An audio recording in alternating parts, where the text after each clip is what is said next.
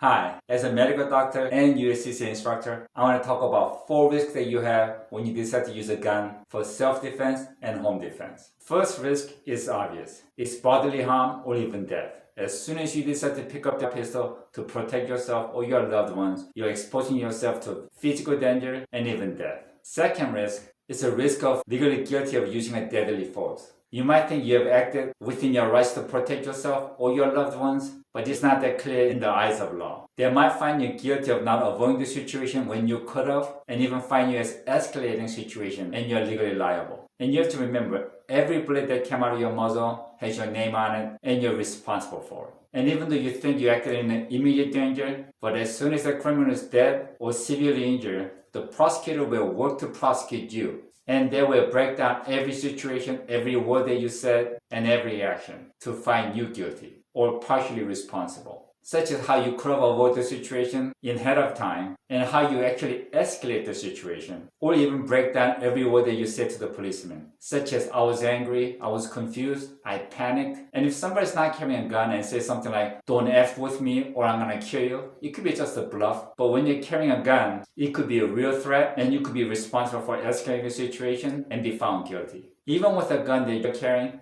if it has aftermarket modification, in the eyes of law, they might see it as you have modified your weapon to make it easier to kill. So you have to remember, using a firearm to protect yourself or your loved ones, you have a bigger responsibilities in the eye of law. Yes, that means you have to swallow your pride and avoid the situation. The third risk is financial. Let's say in the eyes of law, you're perfectly innocent, but during the process, you'll have to pay for the legal fees. And this can be as small as tens of thousands or even high as hundreds of thousands of dollars. And the final fourth risk is you could be emotionally or morally damaged. As a medical student in 4th grade, I was doing my training in ER. That's when I saw my first DOA, that's death on arrival. She was stabbed by her husband more than 12 times from the front to back, and she was soaked in blood, and her eyes are half open, and I was emotionally suffering for more than 3 months. And you have to understand, taking a life is not that easy. If you think it's going to be something like in the movie where the bad guys die, and you get a pat in the back, and emotionally you feel like a hero, well, think again. Okay, at this point you might think, maybe I shouldn't use a firearm to protect myself. But that's not that simple either.